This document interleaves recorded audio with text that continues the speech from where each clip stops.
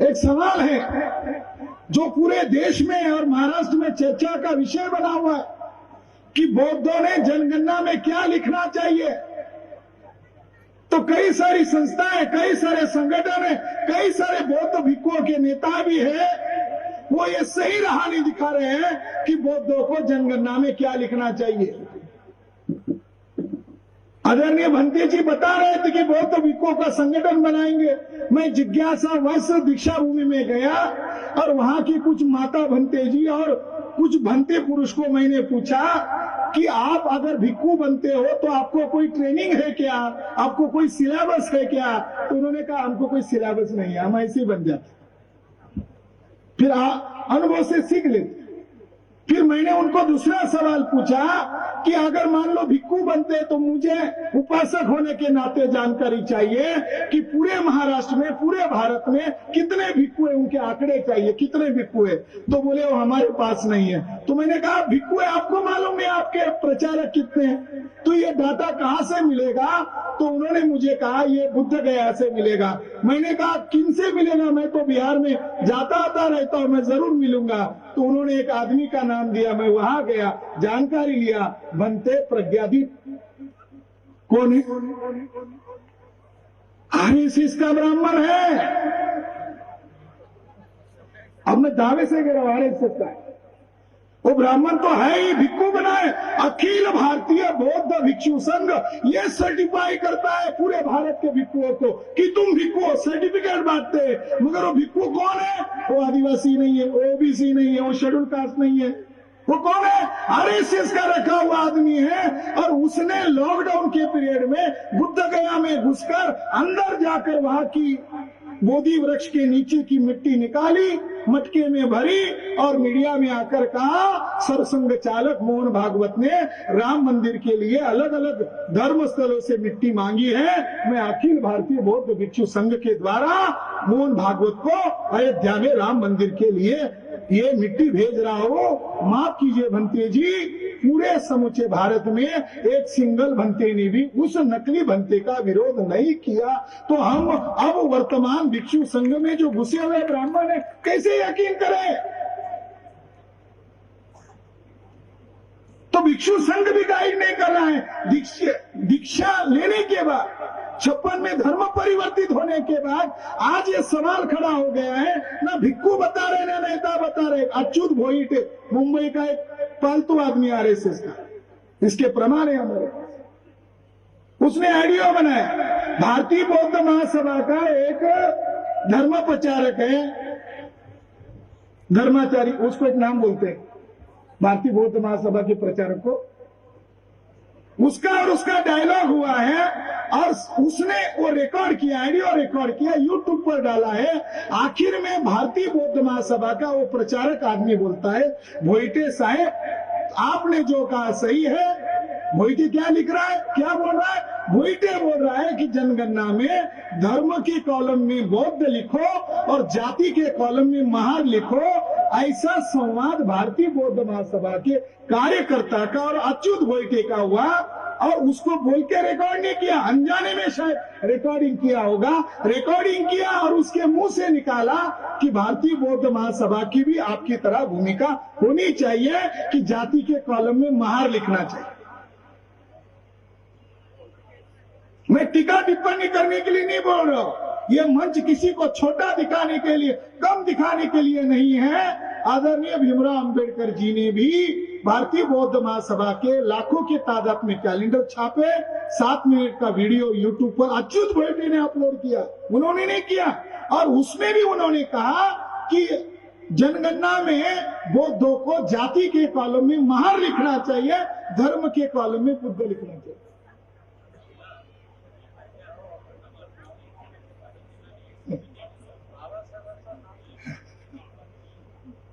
ये जो भीमराव अंबेडकर हैं, ये महामानव डॉक्टर बाबा साहब अंबेडकर के नातू है, प्रपोत्र है। अब यशवंतराव भैया साहब अंबेडकर के सुपुत्र है। वो विद्यमान में भारतीय बौद्ध महासभा का नेतृत्व करते, हाँ सुपुत्र है।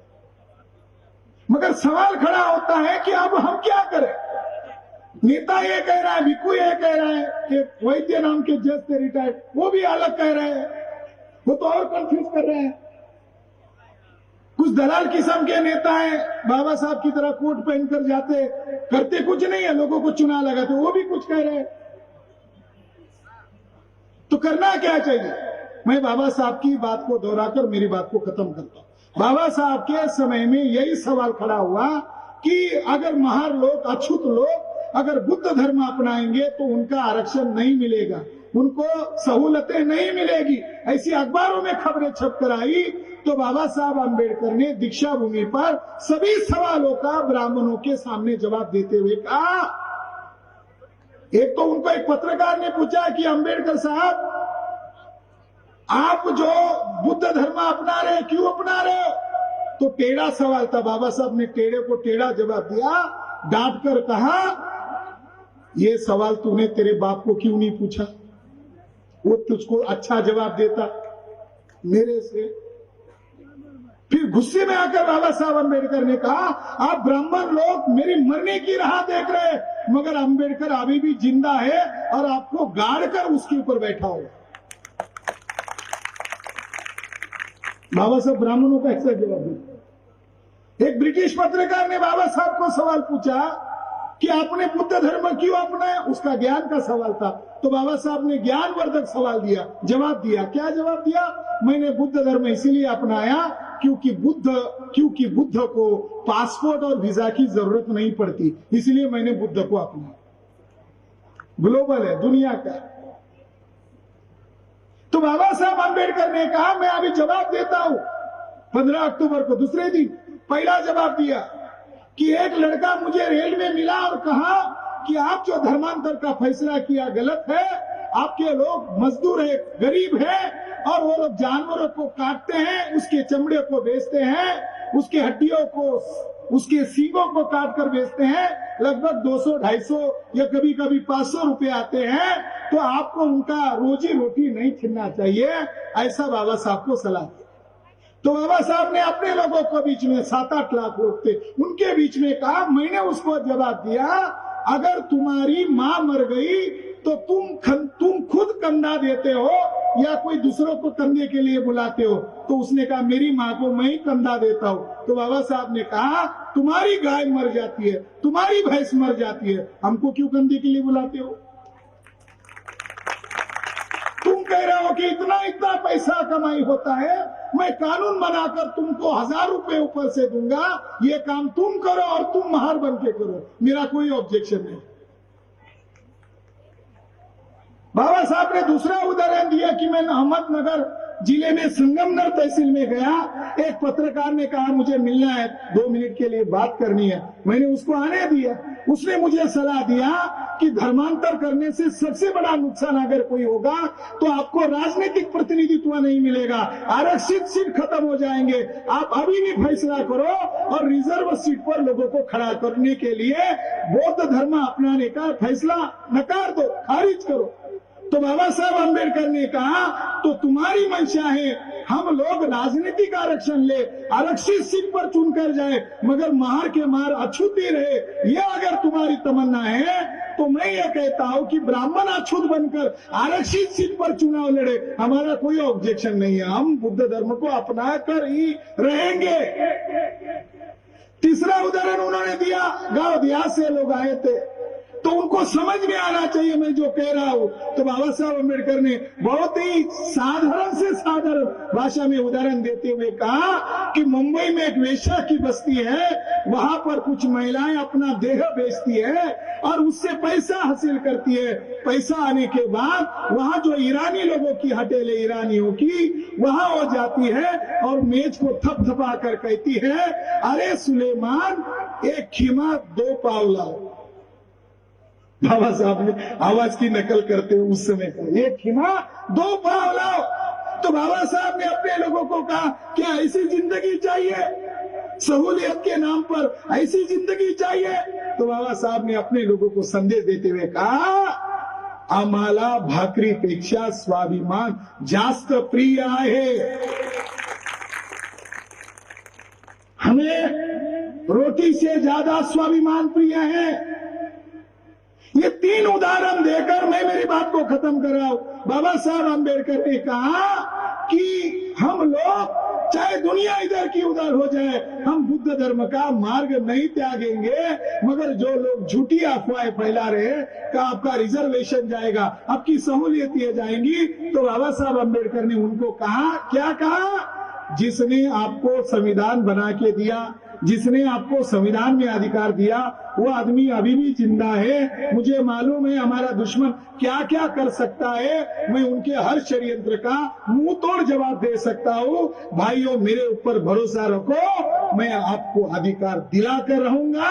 आपको विश्वास नहीं है? मेरी कोट के जेब में वो रखा हुआ है। लोगों ने तालियां बजाकर कहा, ए नेता, वो जो बाबा साहब अम्बेडकर ने कोट के जेब में कहा, वो अनपढ़ अडानी लोगों को समझाने के लिए था, मगर वो कोट में लिखा है। कहा है वो कोट में लिखा है, वो भारत के संविधान में आर्टिकल 16 में है। और आर्टिकल 16 कहता है, संविधान लागू होते ही भारत के नागरिक के साथ वंश, जाति, भेद, भाषा, प्रांत के आधार पर भेदभाव नहीं किया जाएगा।